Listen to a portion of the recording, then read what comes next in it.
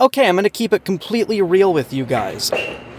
Oh, hello there. I am not in my country right now. I'm on a trip, and it is 12:16 a.m. right now. I'm out in the middle of a rainy parking lot. I set up everything I could just to record this, and I'm dedicated to the grind, man. I'm dedicated to this hedgehog, first and foremost. Now, you may be asking, how in the hell did you do that? What's your setup in the parking lot? Okay, well, my main machine that I use when I'm traveling is the Steam Deck, because yeah, you can record footage on here, you can record audio on here, it's basically a PC. So I just grab my deck, my headphones, my dock, my microphone, and that's basically it. I can use the trackpads in handheld mode to navigate everything I need. Damn it, I almost forgot the thing that basically gets all these videos done. And then once I was in the car, all I had to do was connect the Steam Deck to the dock. I don't even need to plug it into anything, it just works. And then I plugged in my headset and microphone, and here I am. Everything I'm doing right now is really funny because something that I've always relied on for comfort is Sonic Generations mods, and it's basically the game that got me into modding as a whole. And here today, we're using Peppermint Sonic models. This is the modern Sonic model, which honestly isn't trying too hard to be Adventure Sonic, which is honestly something I see happen a lot. This is pretty self-contained. It has the long, curvy adventure-esque quills. There isn't a lot of adjustments actually made to his body besides making it a little bit more round in the oval shape, like there's more of his tan on his chest. His shoes are adjusted to be a little bit more curvy and a little less pointed. His muzzle shape is one of the biggest improvements. His eyes look cartoony, like a rubber band cartoon. His ears are very pointy. And in general, I think every expression on this modern Sonic model is a huge step up from what we saw previously. I just love his little smirk and the curvature on his cheeks. He is the definition of shapes. His front POV is quite funny, seeing the silhouette of how his quills interact with one another. All his little idle animations are very underrated in this game too. So cute. Running over here, we got not just Peppermint Sonic, but also Peppermint Modern Tails. Also, I have some custom dialogue I'm working on for a different mod, but I can't really say too much about Tails because I honestly don't look at his modern model a whole bunch.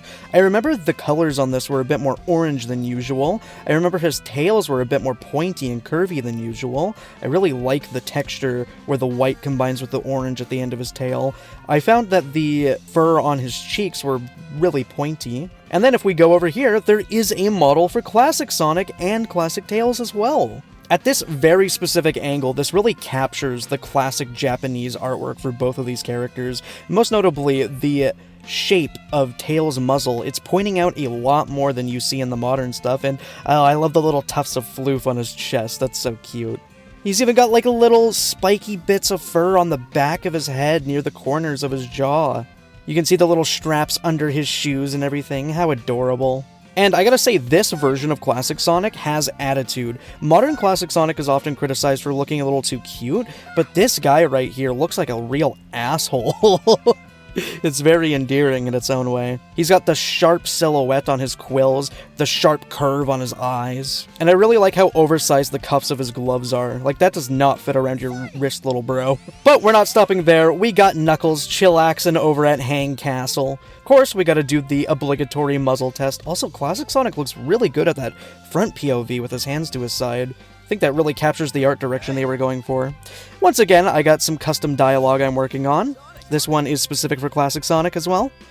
This version of Knuckles is noticeably a little bit orange compared to his red and everything too. It's honestly just nice seeing updated materials and higher poly on the NPC models because I feel like the NPC models in Generations are good, but they're not very updated, even in the remaster. You can notice the faults in them when you get close up to them. But I decided to get a little bit of a different pose for him, for the big schnucks here, and I really like how sharp everyone's eye shapes are in this, and his dreads are spaced out a lot more, and the little crescent moon on his chest is very noticeable. You can see that their body types are actually shaped a little bit differently, with Knuckles being a little bit thicker.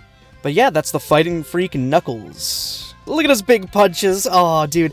The purple in his eye, like, shoots out a lot more with this red. It feels correct seeing these two models side by side. Like, the colors are very consistent with each other. And there is also Hang Castle over Sky Sanctuary, and there is a Hang Castle level mod. I don't know if it's by the same person. They've even got, like, the custom platforms and the extra models in the background, all the swinging things. This level isn't actually playable, not for Modern or for Classic. I'm not really sure why it's here other than to just screw around and test things, but We've also got Peppermint's Amy, which is honestly one of my favorite ones because she is one of the most distinctly different. Her eye shape reminds me a lot of the classic Sonic test sketches where it almost looked like he had two separate eyes, and the guiding lines were erased to make it look like, you know, the mono eye we know today. I really like how her quills in the back of her head are shaped as well. They're pointy, but they're not going, like, straight down too much.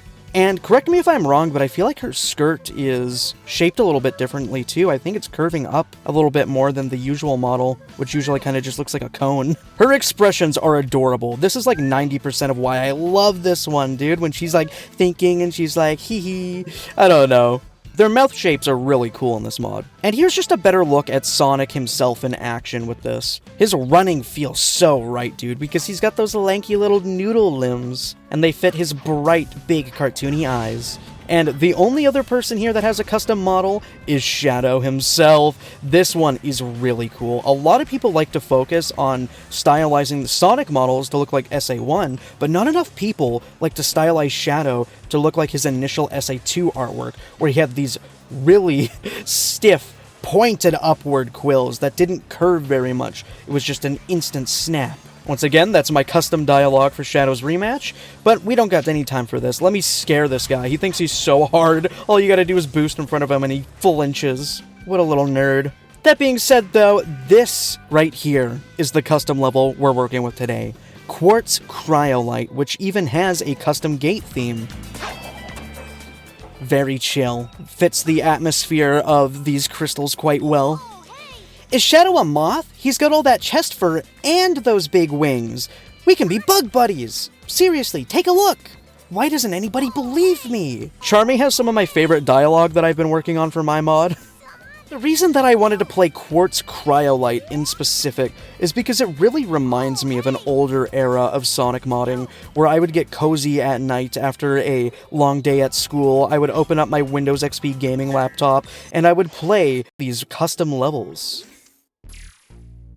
Sonic's thumbs up looks so cute with his big ol' eyes in this mod, and his body shapes are so perfect. I love older level mods because they are really clever about utilizing things in Hedgehog Engine 1 that aren't utilized or acknowledged anymore. Like the fact that you can just move in a full 360 degrees on the ice here. You can preemptively steer yourself in the direction of enemies to properly hit them and get more boost gauge. That's not something you'd see from any modern Sonic custom level, whether it be Generations or Frontiers. Frontiers doesn't even have that mechanic. And coming off the ramp here, we have a trick opportunity, which is one of my most missed parts about Sonic Generations. But we get to see the obligatory Sonic Adventure pose with Peppermint's extremely curvy proportions. I specifically love looking at the adventure pose in all the wrong angles, and I love looking at it from the side view, especially the way Peppermint has these quills rigged.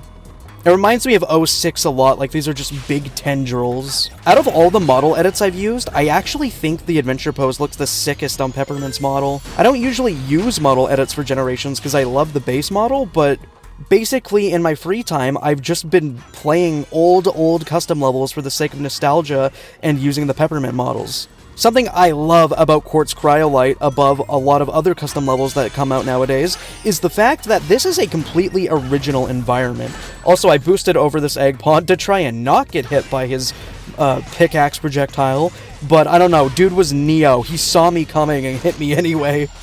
But this is like an ice mine, dude, and it's got like little bits and pieces of reused Eggman ships from Rooftop Run and everything to make it look like he's excavating this place. There's torches, there's frozen wooden rails that you can go off of, there's branching paths up and down, and we're actually grinding on ice right now.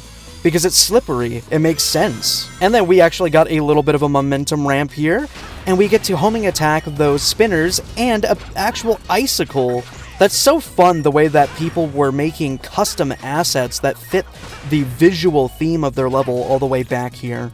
I also really adore these little random ice sections.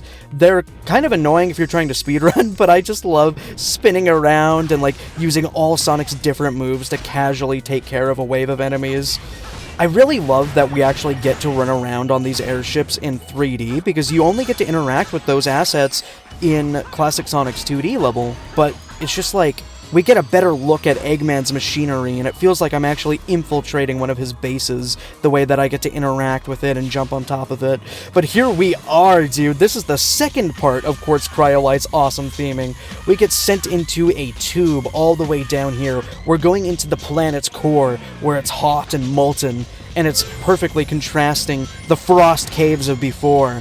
And it's really especially cool because the enemies we were fighting before were like frozen over gray badniks and everything, but here we are in the more industrial part of this factory, and these enemies are also custom. They're molten, they're blistering because of the heat down here, completely contrasting the egg ponds above there that had like lumberjack overalls and frosted metal. But it's so neat to see these texture edits for something as basic as this, dude.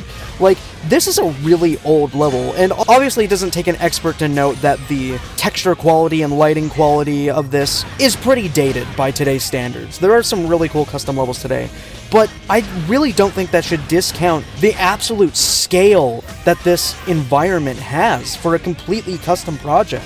You've especially got to respect the fact that it came out like close to 10 years ago. Like, yeah, that lava fall is completely frozen, but dude, it totally gets the message across all the same. And I appreciate that there's these long-winded tracks where I actually have to aim for different enemies if I want to keep boosting, because if you miss them in these sections, you legit won't get boost. And because these tubes and tracks turn very quickly, you do have to utilize Sonic's Drift, which is not something that you're really expected to utilize very skillfully in base generations. I also love how they actually got the music to shift when you get to this part of the level. Again, dude, like, the drifting, oh, it's just so satisfying in this game, especially with, like, the close FOV on the camera, being directly next to Sonic and all. I've been playing a lot of Frontiers and Shadow Generations lately, and I'm like, man, Sonic Generations also exists. It's basically the game that started this crazy trend of people going as hard as they can in modding. And so I just wanted to go back to my roots here today with something cozy and simple and something that I remember. There's just something about Quartz Cryolite, like, it was really underappreciated by me because there are a bunch of other levels out there, and I didn't realize just how neat this little project was. With the custom skins for enemies, the fully original theme in the level as opposed to just reusing assets or porting a level from a different Sonic game, originality is something that I heavily look for in fan projects. And it brings you to this gorgeous cave. Parts of this level have really low resolution textures and frozen things that should be animated, but it's areas like this that just simply reuse the textures and models in Hedgehog Engine 1 that remind me why I was so fascinated by the old Generations mods in the first place. Like, it's the fact that they even have the teleporter, like, half sunk into the floor, and it's lopsided too. Some of it is more frozen than the other parts of it. It looks realistic. I could believe that.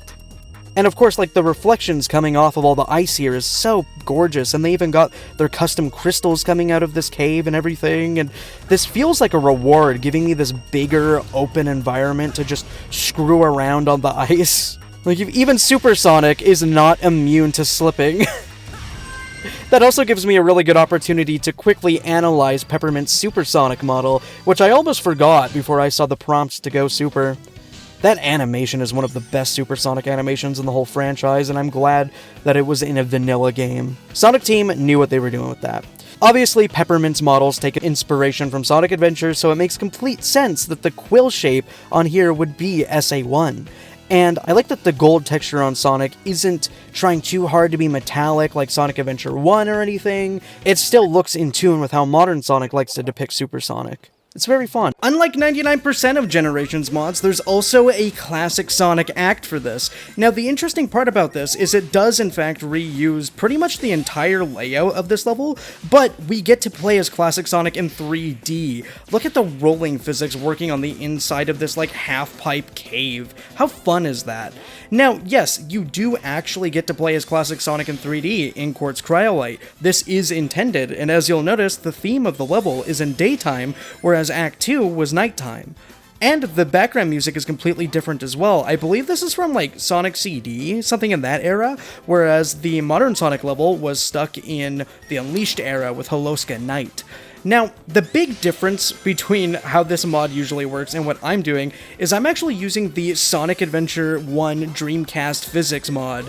And as long as you put a different level mod on top of that, you can use these physics in pretty much any other level. Now, this is also really cool, because not only are his spin dashing mechanics way better, but the momentum is crazy, and you can curl at any point in time that you want. You can be running in the middle of something and then just curl, and then slide down a slope. I think the adventure physics also work really well in 2D perspectives. It's really fascinating.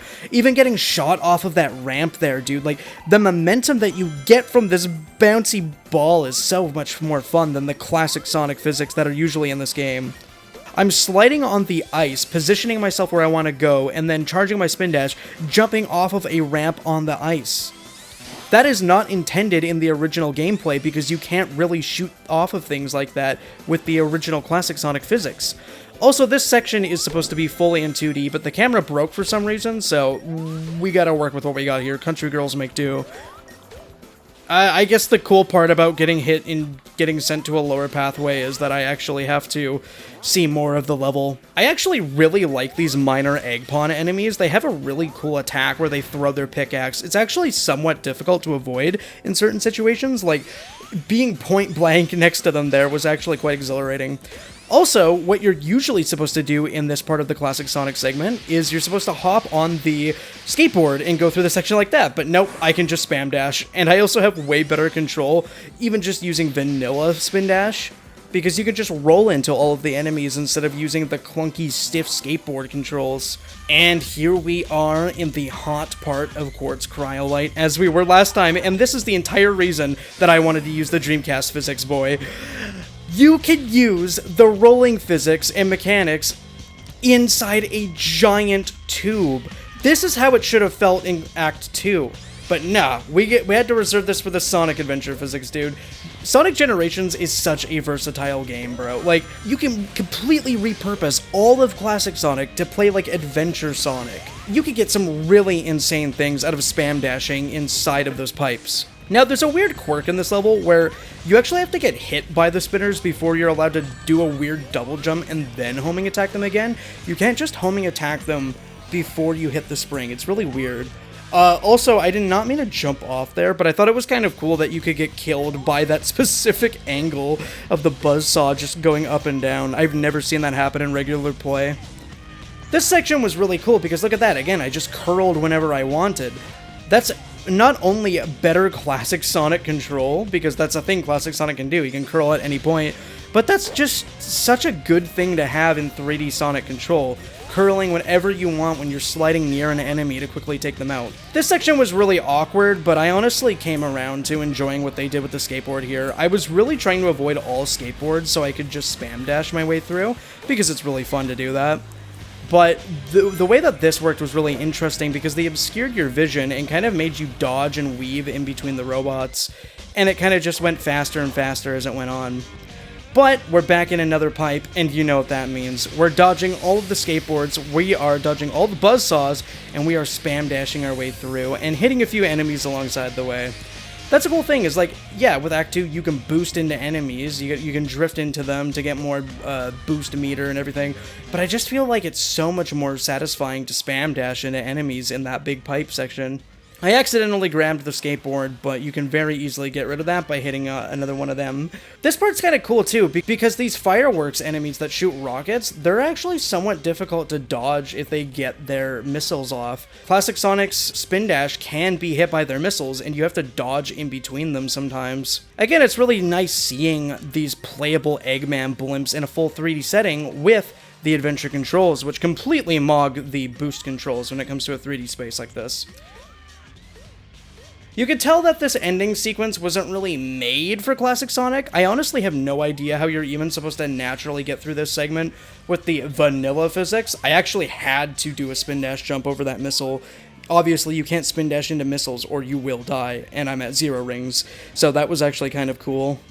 But yeah, I don't know. This is obviously a very awkward replacement of assets to make it work with Classic Sonic, and quite frankly, I'm still really impressed how they got the original Classic Sonic to work in 3D just for this version of the level. Look at that, he could just casually roll into a group of these enemies, making this segment way more fun than modern Sonic. And again, these physics were not intended for this level originally.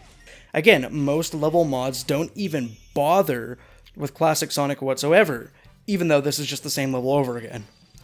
And just like modern Sonic, we gotta get a close-up of this real cartoony, rubber bandy Classic Sonic. I have been obsessed with his eye shape for days, because if you look at it closely, it is just two separate eyes that's stylized to look like one big mono eye. It's one of my favorite parts of his classic design.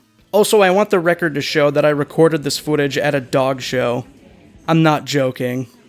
Yeah, a lot of the gameplay is kind of just jump over this one obstacle and then homing attack like 4 different enemies, but I think it's worth playing just to see the scenery, mess around with the ice physics, appreciate a piece of Sonic Generations modding history. You know, even if you only play it 2 or 3 times, there's multiple different branching paths that let you see different things. That being said, I like to cover platforming content, both fan-made and official, and if you like what you saw here today, consider checking out my Sonic modding playlist, as I have many other videos just like this.